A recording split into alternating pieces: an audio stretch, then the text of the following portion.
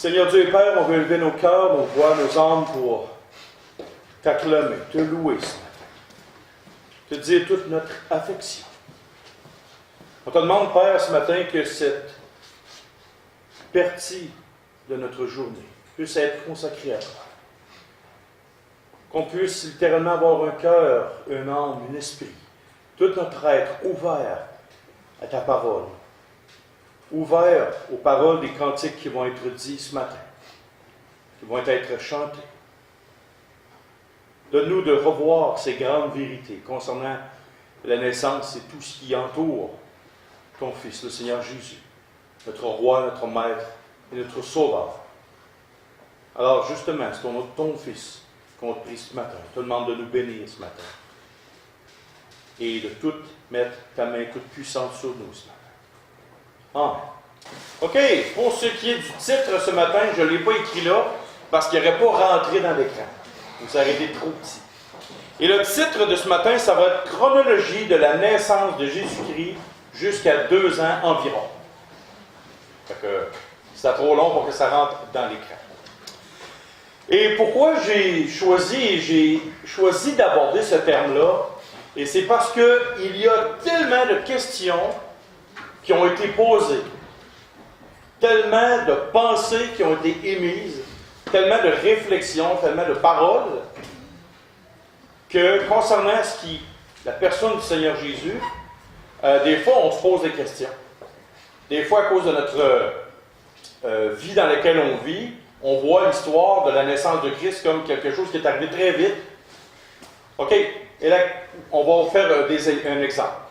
Qui pense que Jésus et son père et sa mère, quand ils sont arrivés dans la ville, ou qui devaient arriver, est arrivé très vite, il manquait de place, puis que là, Jésus, il était quasiment sur le bord de venir au monde, puis là, il fallait trouver une place, puis qu'il n'y en avait pas, puis il a accouché dans un étable. Qui pense ça? Moi, oui. Bon, correct. Il y a beaucoup de monde qui pense ça. Alors, voyez-vous, nous verrons ce matin si ça c'est vrai. Quelle était la chronologie d'avant sa naissance jusqu'à ce qu'il ait 2 ans? Et il y a des choses que vous allez apprendre ce matin, à moins que vous ayez fait déjà une étude approfondie sur ce sujet-là. Et ça concerne notre Seigneur Jésus-Christ. On est à Noël, en tout cas pas loin. Qui pense que Jésus est né le 25 décembre au soir? C'est une chose qui a été dite pendant des années. Mais les recherches théologiques ont permis de croire ou de penser que Christ serait né entre le mois de mars et le mois d'avril. Voyez-vous? Fait qu'on a une pensée qu'on nous a inculquée, mais en réalité, qui fait foi de tout? Qu'est-ce qui fait foi de tout? C'est les Écritures révélées. C'est la parole de Dieu. Et c'est pour ça que c'est important d'aller voir dans les Écritures. La première chose, on va tourner dans Luc chapitre 1, versets 26 à 35. Luc chapitre 1, versets 26 à 35. On va le voir en premier, avant même la naissance de Christ, qu'est-ce qui s'est passé dans la vie de sa maman.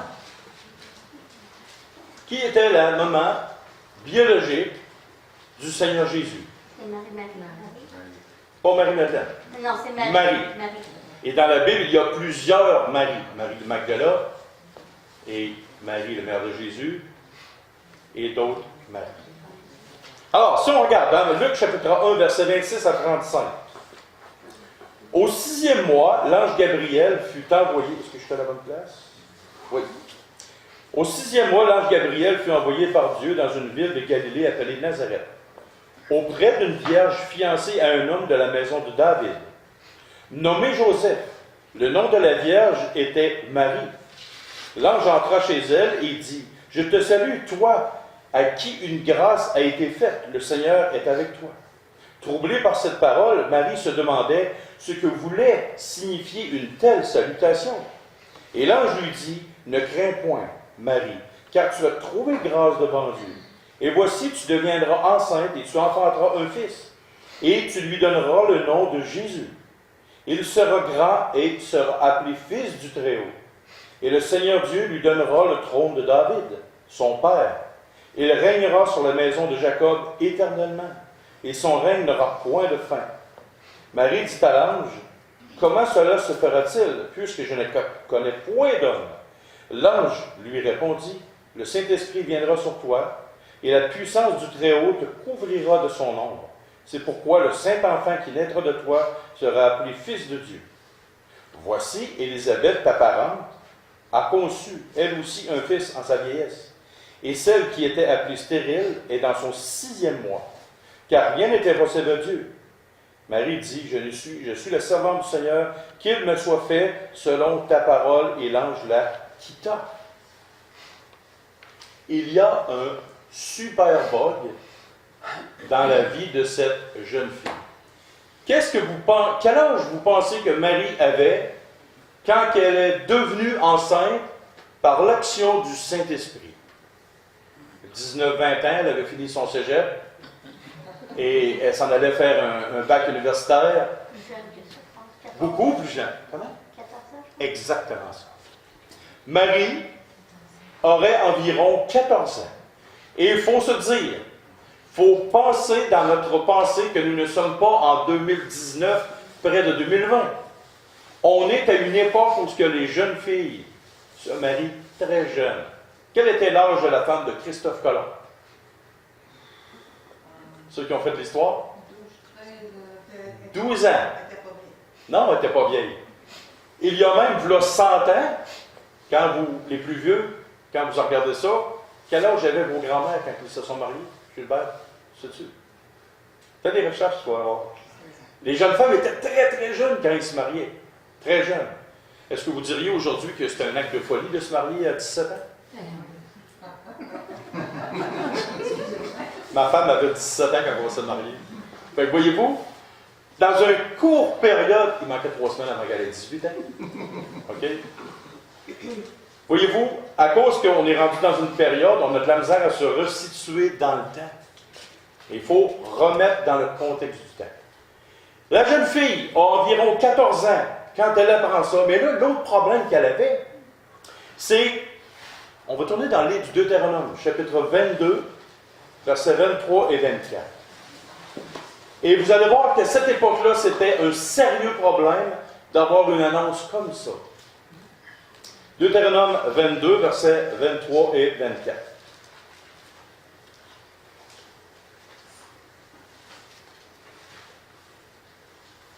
Si une jeune fille vierge est fiancée et qu'un homme la rencontre dans la ville et couche avec elle, vous les amènerez tous deux à la porte de la ville, vous les lapiderez et ils mourront. La jeune fille pour n'avoir pas crié dans la ville et l'homme pour avoir déshonoré la femme de son prochain. Tu ôteras ainsi le mal du milieu de toi. Oh! Rappelons-nous dans le contexte, c'est pas dans notre contexte, dans le contexte d'une loi juive, et si la jeune fille avait fait acte sexuel avec un autre homme que son fiancé, le fiancé qui la prenait, ou que si les gens la prenaient, prenait la jeune fille, l'homme qui avait fait ça, et c'était la mort automatique. Remettez-vous dans le contexte. Tu es une jeune fille d'environ 14 ans, tu apprends que tu vas être enceinte, mais que tu es fiancée, que notre cher ami Joseph n'est pas le papa. Avez-vous compris l'acte de foi que Marie fait envers une révélation que juste elle qui a appris? Oh, tu vas être enceinte, ma petite fille, mais Joseph n'est pas le père, puis tu vas avoir des conséquences parce que apparemment, il y a quelque chose qui grossit et qui s'apparaît quand tu es enceinte. Apparemment. Voyez-vous, c'est un acte de foi incroyable que la mère de Jésus a accepté. Accepté de vivre avec ça, pas mariée, et tu tombes enceinte. Imaginez-vous comment est-ce que ça a dû tourner là, dans sa tête. Là. On se remet dans le contexte de l'époque. Et concernant la prophétie, c'est dans Isaïe, chapitre 7, verset 14, c'est que c'était annoncé d'avance par le prophète Isaïe qu'une jeune vierge donnerait naissance à un fils qui serait le Fils de Dieu, le Messie promis. Fait que tu vois que Elle, en connaissant les Écritures, elle accepte ça, mais aussi elle accepte le fait qu'il va y avoir des contraintes dans sa ville. Maintenant, notre chronologie. Marie, qu'est-ce qu'elle fait quand elle apprend qu'elle est enceinte? On va aller au verset 39 à 45.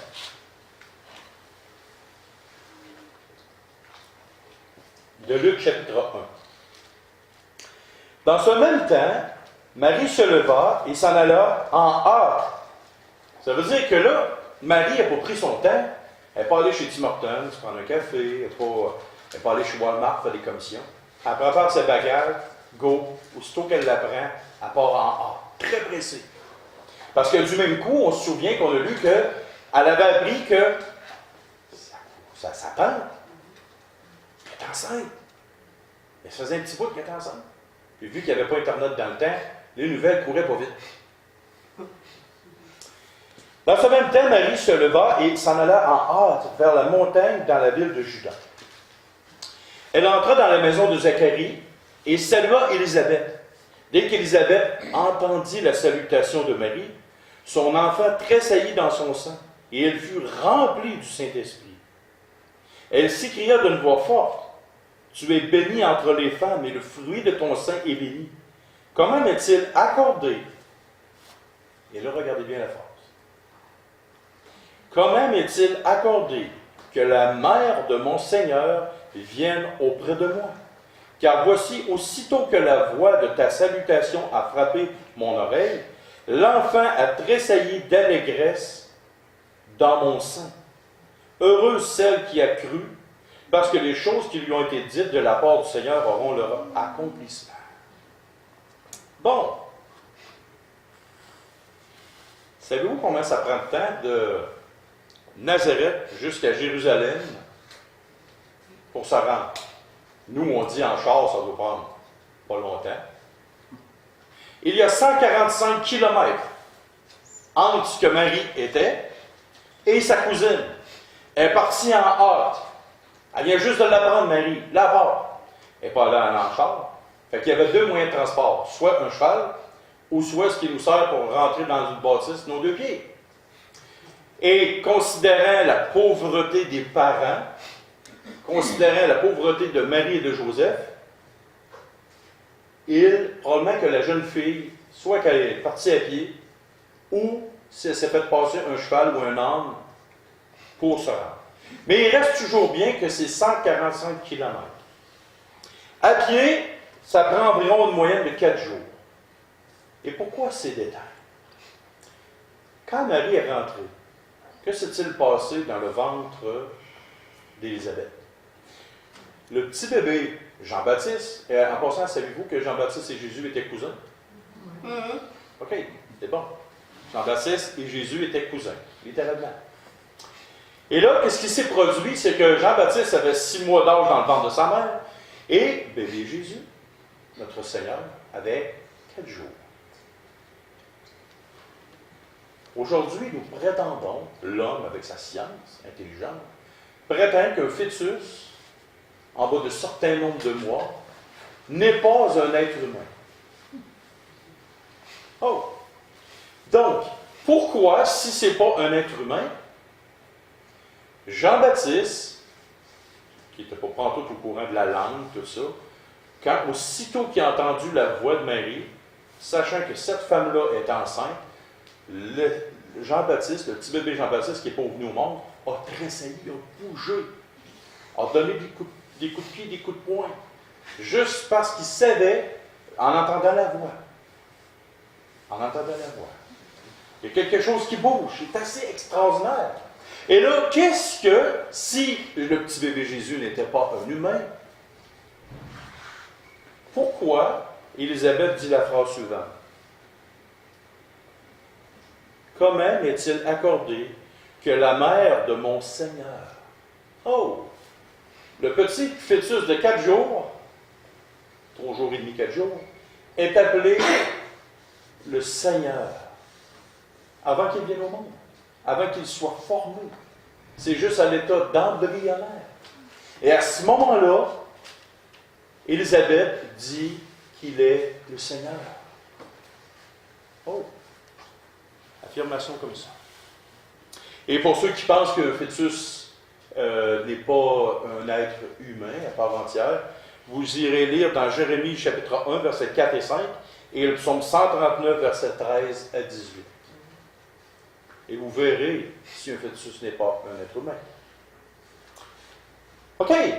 On va aller voir le verset 56 maintenant de Luc, chapitre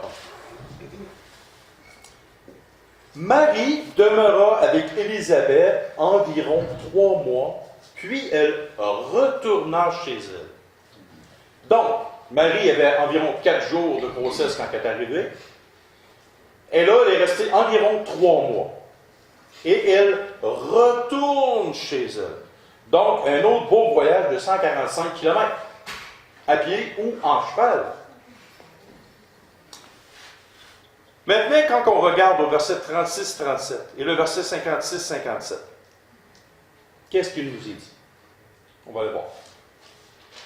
Dans Luc 36 et 37,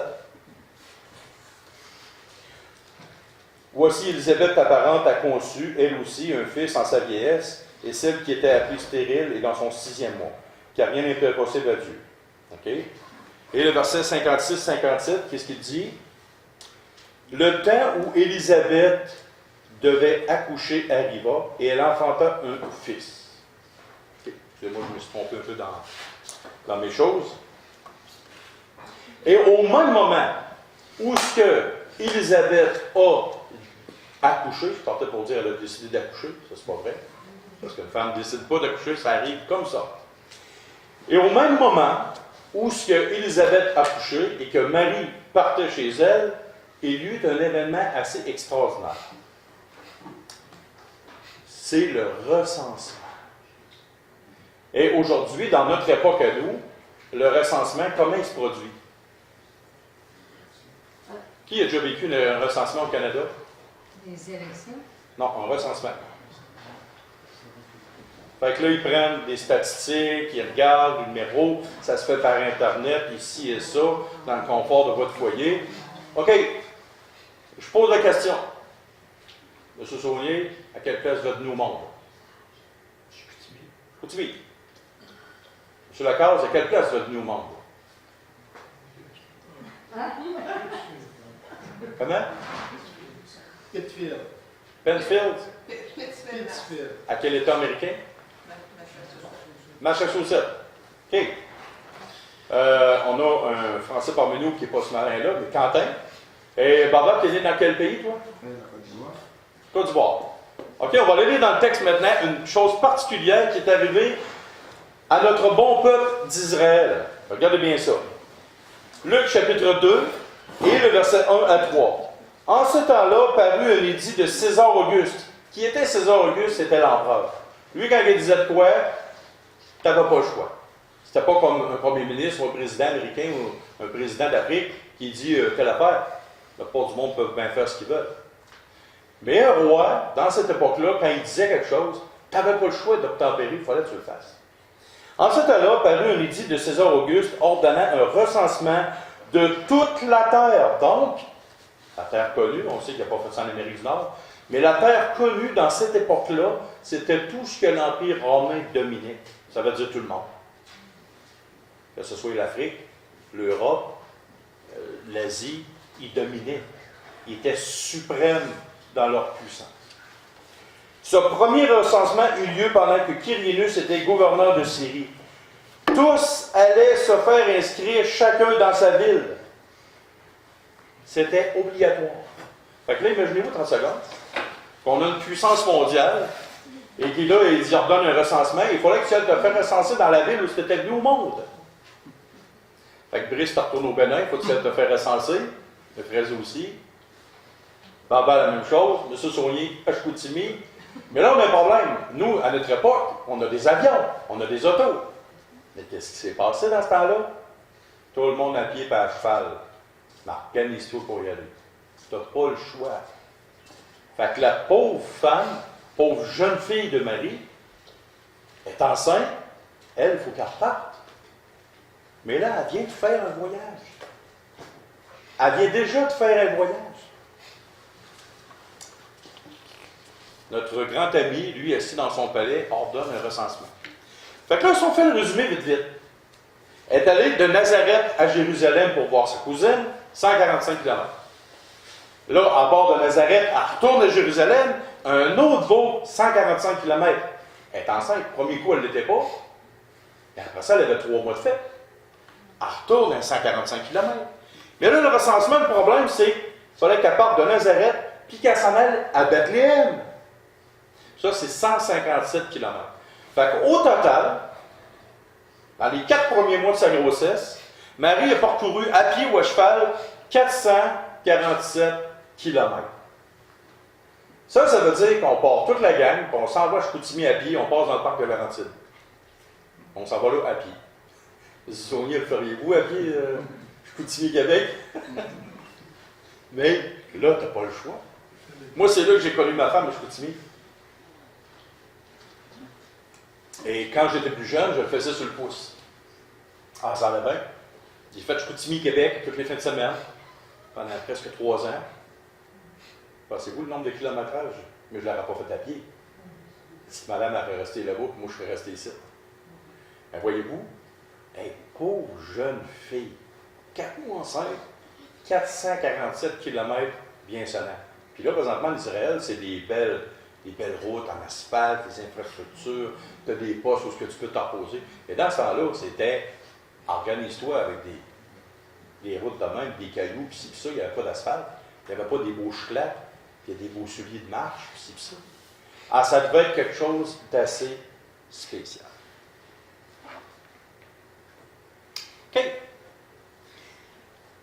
En admettant, en faisant un calcul grosso modo, cette jeune fille-là, elle est partie de Nazareth quand elle est revenue voir son fiancé. Joseph a décidé, il y avait eu un songe, j'ai décidé de la prendre.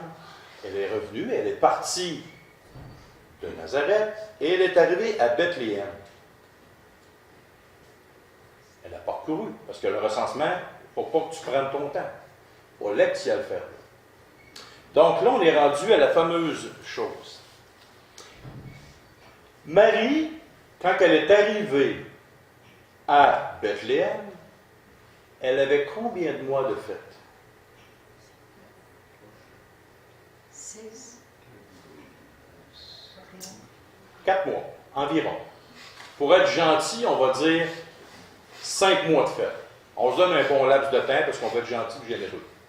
Donc, quand on regarde l'histoire mythologique, c'est que Marie est arrivée à la hâte, très vite. Très, très vite. Parce qu'elle était sur le bord d'accoucher. Est-ce que c'est ça qu'on a entendu? Mais la vérité, c'est pas ça.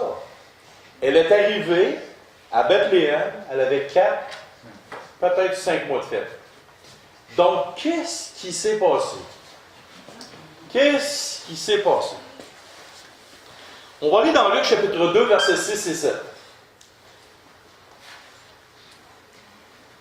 Et là, regardez bien la fameuse phrase, les quelques mots qui commencent les 2 versets. Pendant qu'il était là, pendant cette période-là, est-ce que ça nous indique qu'ils sont arrivés à la hâte ou bien ils étaient déjà là? Pendant qu'il était là, le temps où Marie devait accoucher arriva. Donc, elle avait un bout de fête, mais Marie n'est pas arrivée à la hâte vite.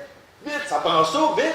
Elle est arrivée en autobus voyageur, débarque de là, elle creve les os, puis là, elle se garoche dans la première crèche. On continue. Devait accoucher, arriva. Elle enfanta son fils premier-né, elle l'emmaillota et le coucha dans une crèche. Parce qu'il n'avait pas de place pour eux dans l'hôtellerie. Si on part en arrière, pourquoi n'y avait-il pas de place dans l'hôtellerie? Recensement. Imaginez-vous 30 secondes, prenons l'exemple encore de Chicoutimi, que tous ceux qui sont partis de Chicoutimi, demain matin, tout le monde débarque à Chicoutimi. Ceux que ça fait 30, 40 ans, 20 ans, 15 ans, 5 ans, Tout le monde qui débarque arrive là en même temps. Qu'est-ce qui se passe dans les hôtels de Chicoutimi? Monsieur Saunier, qu'est-ce qui se passerait? Il manque d'hôtel. T'es coincé. T'es fait. Donc, là, vers quoi qu'on se retourne? Vers qu'est-ce qu'on se retourne? Ah, il reste des étapes. Mais est-ce que Jésus est venu au monde dans une étape? Les gens ils disent, oh, ça ne me dérange pas. Mais un matin, on parle de la chronologie de la naissance de Christ. De la naissance jusqu'à l'âge de 2 ans. Fait que si on regarde la phrase, pendant qu'il était à cet endroit-là, le temps où Marie, elle avait pour accoucher, elle est arrivée. Donc, ça veut dire qu'ils étaient déjà en place quand Marie a crevé les autres. Oui, je posais un mot vu. Alors, si tu regardes la chronologie, il restait peut-être un 4 mois à faire, 5 mois à faire, entre 4 et 5 mois. Fait qu'elle arrive là, elle est à moitié du terme de sa grossesse, donc c'était pas quelque chose qui est arrivé avec précipitation.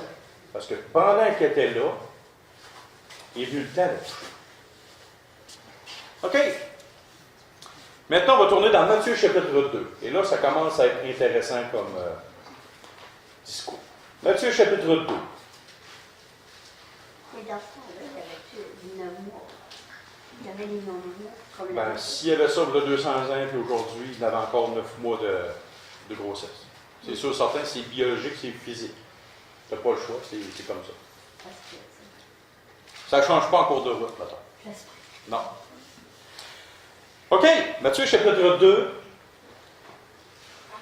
versets 1 à 12.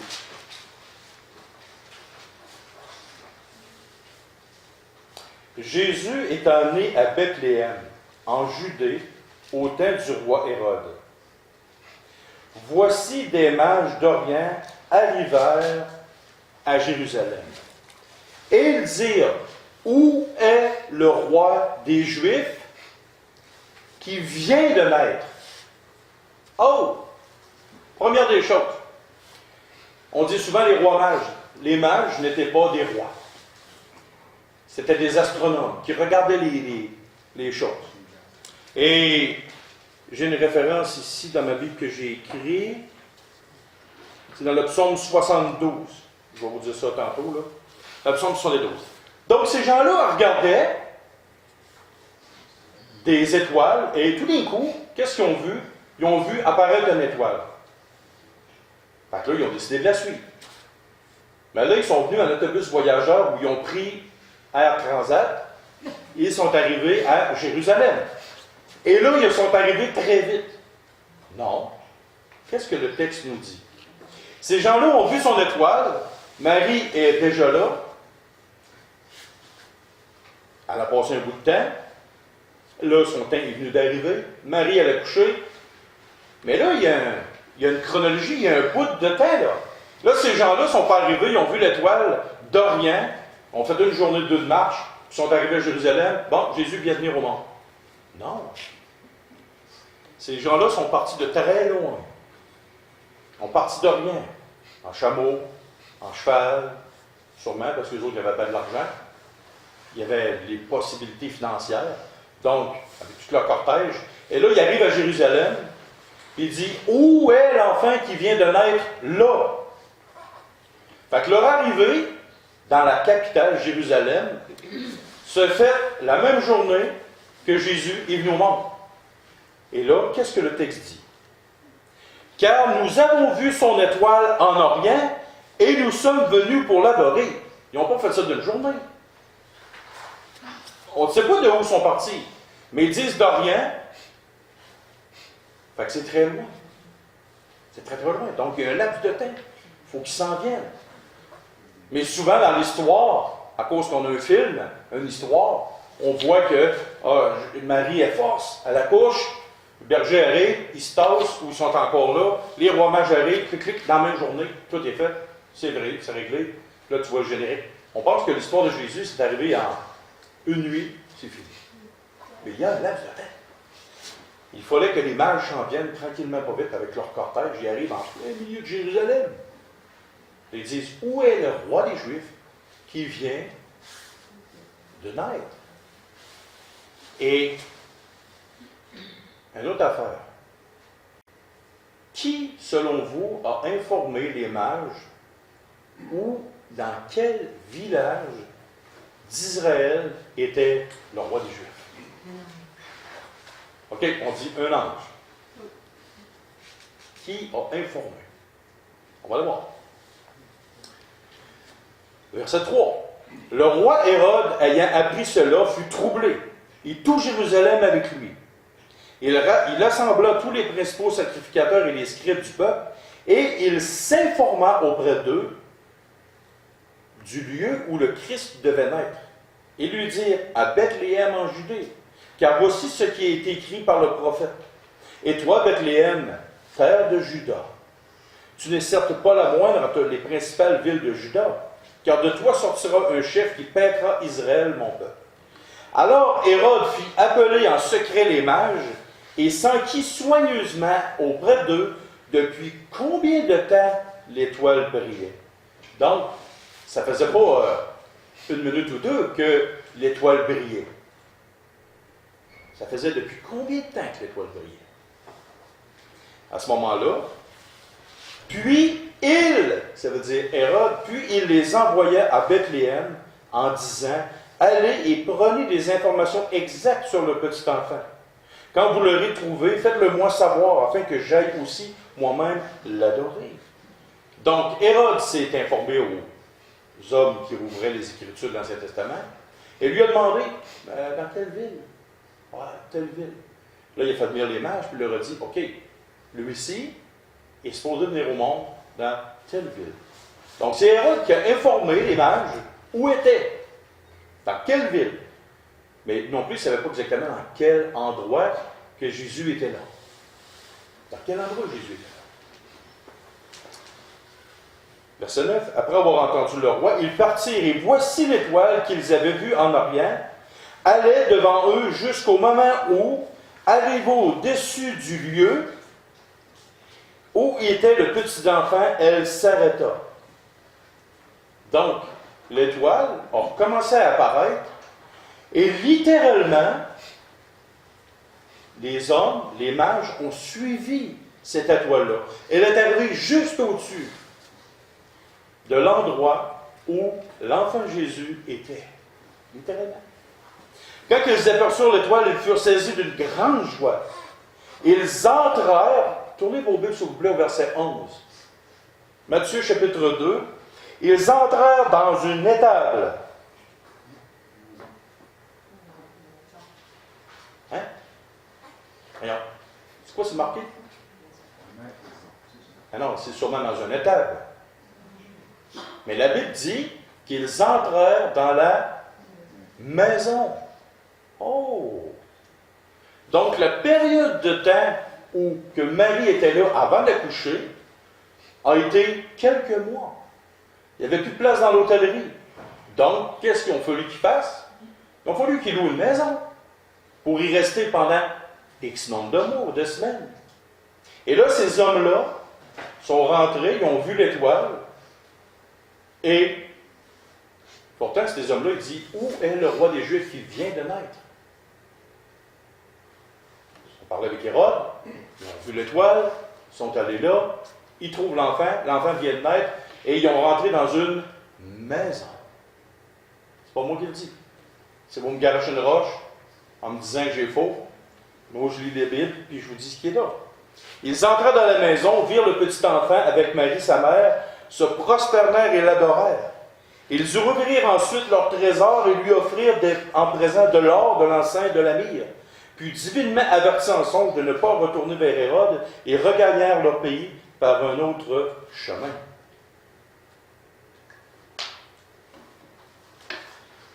Donc, il est faux de dire que Jésus est né dans une étable. Et là, il y a des gens qui vont dire, ouais, mais il y a un autre texte dans la Bible qui dit qu'ils l'ont amailloté et ils l'ont mis dans une crèche. Qu'est-ce qu'une crèche? Comment? Non, c'est une mangeoire. Si vous regardez la définition d'une crèche, on dit souvent, les enfants, on se placer à la crèche. Alors que c'est pas vrai, ça. C'est encore une autre fausseté. Une crèche est une mangeoire. Quoi de mieux qu'une mangeoire avec du foin dedans pour mettre un petit bébé dans un linge. Et si vous ne me croyez pas, qui d'entre vous ont déjà mis le petit bébé dans un tiroir de commode? Un tiroir. Qui a déjà fait ça? Les petits bébés qui viennent au monde, là, t'as pas de lit de bébé, là. La meilleure affaire, tu mets des couvertes dans le fond, tu tires un tiroir de ta commode, puis là, tu mets des couvertes, puis là, tu mets un petit bébé là-dedans, et vous allez voir, c'est formidable. Le petit bébé, il dort super bien. Fait que voyez-vous, une crèche, c'était une mangeoire. Tout simplement, Christ a été enveloppé avec beaucoup d'amour, beaucoup de tendresse, beaucoup de gentillesse, et ont placé l'enfant là, dans la chambre de la maison qu'il avait louée. Ça débranle beaucoup de convictions que les gens ont. Beaucoup.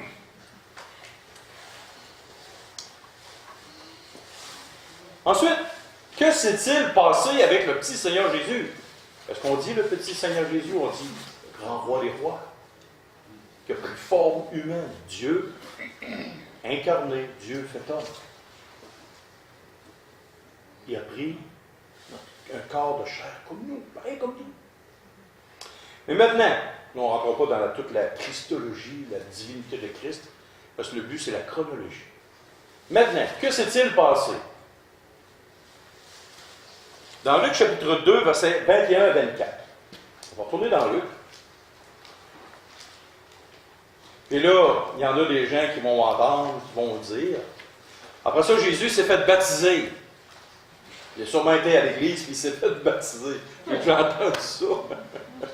Il n'y avait pas d'église catholique dans le temps du Seigneur Jésus. L'église de Rome a été inventée 323 ans après Christ. Mais qu'y avait-il? Ah oui, il y avait un temple. Le temple en Israël. Et que s'est-il passé? Dans Luc, chapitre 2, versets 21 à 24. Le 8e jour auquel l'enfant devait être circoncis étant arrivé, on lui donna le nom de Jésus, nom qu'avait indiqué l'ange avant qu'il soit conçu dans le sein de sa mère. Et quand les jours de leur purification furent accomplis, selon la loi de Moïse, Joseph et Marie le portèrent à Jérusalem pour le présenter au Seigneur, suivant ce qui est écrit dans la loi du Seigneur. Tout mâle premier-né sera consacré au Seigneur, et pour offrir en sacrifice 2 tourterelles et 2 jeunes pigeons, comme cela est prescrit dans la loi du Seigneur. Et la référence de la loi du Seigneur, c'est dans Lévitique chapitre 12, versets 1 à 12. Donc, après les 8 premiers jours, Jésus, selon le rite de Moïse, selon la loi israélite, devait être circoncis. Circoncis, c'est tu tires un petit bout, tu coupes. La circoncision, pour une histoire courte, c'est le cas de le dire. Ensuite, qu'est-ce qui s'est passé? C'est que là, il fallait qu'il soit présenté au temple. Il fallait qu'il y ait un sacrifice qui soit fait. Et si on regarde l'histoire biblique, Marie, à cause de son impureté, devrait offrir, vous irez le voir dans Lévitique, chapitre 12, verset 1 à 12, tout le rituel, il fallait qu'elle fasse. Marie et Joseph ont offert 2 pigeons. Et c'était les 2 plus petits animaux à offrir pour ceux qui étaient pauvres. Donc, les parents de Jésus étaient très pauvres. Et d'ailleurs, c'est bien dur d'être riche quand tu as 14 et l'âge de Joseph, on ne sait pas. C'est toujours quand tu es vieux, tu es riche, mais tu n'as pas assez de force pour ne dépenser pas d'argent. C'est toujours ça qui arrive. Ça n'a pas rapport dans la prédication. Mais bon, c'est la vérité. Donc, ce qui en sort après ça, c'est qu'un coup que la purification a été faite, il y a un espace de 41 jours. Mais là, il y a quelque chose que l'histoire publique ne dit pas, et nous allons terminer avec ça. Jésus est allé faire un tour en Égypte. Qui savait ça? Jésus est allé faire un tour en Égypte. Ça vous tente de lire l'histoire?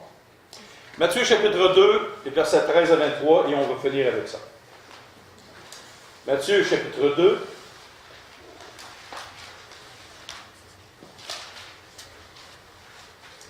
versets 13 à 23. Lorsqu'ils furent partis, voici un ange du Seigneur apparut en songe à Joseph. Il dit, « Lève-toi, prends le petit enfant et sa mère, fuis en Égypte et reste-y jusqu'à ce que je te parle. Car Hérode cherchera le petit enfant pour le faire périr. » Joseph se leva, prit de lui le petit enfant et sa mère, et se retira en Égypte. Il y resta jusqu'à la mort d'Hérode, afin que l'accomplissement, ce que le Seigneur avait annoncé par le prophète, « J'ai appelé mon fils hors d'Égypte. » Alors Hérode, voyant qu'il avait été joué par les mages, se mit dans une grande colère, et il envoya tuer tous les enfants de 2 ans et au-dessous, qui étaient à Bethléem et dans tout son territoire, selon la date dont il était soigneusement enquis auprès des mages. Alors s'accomplit ce qui avait été annoncé par Jérémie le prophète. On a entendu des cris à Rama, des pleurs et de grandes lamentations. Rachel pleure ses enfants et n'a pas voulu être consolée parce qu'ils ne sont plus. Quand Hérode fut mort, voici un ange du Seigneur apparut en songe à Joseph en Égypte et dit, « Lève-toi, prends le petit enfant et sa mère et va dans le pays d'Israël, car ceux qui en voulaient à la vie du petit enfant sont morts. » Joseph se leva, prit le petit enfant et sa mère, et alla dans le pays d'Israël. Mais ayant appris qu'Arculéus régnait sur la Judée à la place d'Hérode son père, il craignit de s'y rendre. Et divinement averti en songe, il se retira dans le territoire de la Galilée et vint demeurer dans une ville appelée Nazareth, afin que s'accomplisse ce qui avait été annoncé par les prophètes. Il sera appelé Nazaréen. Donc, en terminant, ça c'était l'introduction du message. C'est pas vrai. En terminant, là on vient de faire tomber, et là vous allez voir, on va rencontrer encore plus dans l'histoire, on va avoir des dates, des chiffres historiques, ce sera pas le fun. Hein? Mais dans tout ça, qu'est-ce qu'on peut retenir? Oui, on a fait tomber des mythes, on a fait tomber des fausses pensées qu'on avait, mais dans toutes ces choses-là, il y a 2 choses qui est à retenir. Dans la vie de Christ, comme dans nos propres vies, Dieu est au contrôle de chaque événement. Jésus était tout petit bébé. Il aurait pu arriver quelque chose à Marie quand elle était en route. Elle aurait pu faire une fausse couche en s'en allant. Elle aurait pu être attaquée par du monde. Elle aurait pu arriver plein de choses. Mais jusqu'à la naissance, et même après, Dieu était au contrôle de toute situation dans sa vie, malgré les préjugés que le monde aurait pu avoir, malgré n'importe quoi qui aurait pu arriver. Ça, c'est la première des choses qu'on doit retenir. Si on va voir pratico-pratique pour nos propres vies. Il y en a qui sont partis d'Afrique, Caroline du Sud, d'autres de Chicoutimi. Vous êtes toutes là. Toutes sincères. C'est Dieu qui a décidé ça. La deuxième des affaires qu'on doit retenir, l'action des hommes, des mages. Qu'ont-ils le faire? De l'or, de l'encens, de la vie. Ces 3 choses-là avaient une connotation, une signification très importante. La première, ils ont fait de l'or. Ça représentait la royauté de Christ. Ils reconnaissaient dans leur cœur que Christ était roi des rois, même s'il était le nom de monde. Donc, nous, comme enfants de Dieu, on doit reconnaître ce petit enfant-là, qui est aujourd'hui assis à la droite de Dieu, dans un corps parfaitement humain, et il est parfaitement Dieu et parfaitement humain. On doit reconnaître celui qui est le roi des rois sur toute la terre. La deuxième des choses, qu'est-ce qu'ils lui ont offert? Ils lui ont donné aussi de l'encens et de la myrrhe. Qu'est-ce que l'encens? L'encens était un symbole de prière. Il y avait beaucoup d'encens qui étaient brûlés dans l'Ancien Testament, dans le tabernacle. Pourquoi? Symbole des prières. Et aussi, on avait la myrrhe qui était littéralement un parfum pour les morts. Un parfum pour les morts. Donc, quand ces 3 hommes-là qui ont été avertis en songe ont fait ces 3 choses-là, Marie, c'est marqué qu'elle repassait ces choses dans sa tête. Et il n'y a pas une femme aussi, dans le temple, qui a dit qu'un jour, il y a une épée qui va lui percer le cœur. Fait que déjà, d'avance, quand Jésus était grand comme ça, tout petit bébé, elle savait qu'il était le roi des rois.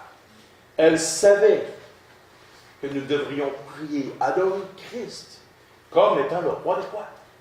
Et elle savait fort bien qu'un jour, son fils allait mourir. Son fils allait mourir. Et mourir pourquoi? Pour le salut d'Israël et le salut des hommes sur la terre. Donc, déjà au début de sa naissance, tout était là. Le message de l'Évangile complet était là. Roi des rois, Seigneur des seigneurs, devons le prier, l'adorer, le louer, et qu'il serait mort pour nous un jour. Alors, voici la chronologie et un peu, pour en parler très longtemps, un peu de l'application de ces choses-là dans nos consciences, dans nos âmes, de voir, de reconnaître, d'accepter ces choses-là. Prions.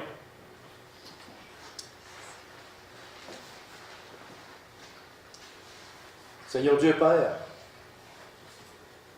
on veut te louer, te glorifier. On veut reconnaître que Christ est venu, qui est venu dans la chair. On veut reconnaître aussi, Père, qu'il a été prêché aux nations, qu'il a été adoré, loué par les anges dans les sphères célestes, qu'il est venu en chair et qu'il est mort pour nous. On veut te dire, Père, qu'on apprécie profondément ton Fils, le Seigneur Jésus. Nous parlons de sa naissance, mais il n'y a pas que ça. Il a grandi en sagesse, en stature parfaite devant toi. Il était parfaitement Dieu, parfaitement homme. On veut reconnaître ses faits. Il était parfait en toutes choses. Ce matin, Père, on veut te louer pour ce si grand plan. Il aurait pu venir tout de suite, immédiatement, comme le roi des rois. Tu aurais pu établir ton royaume.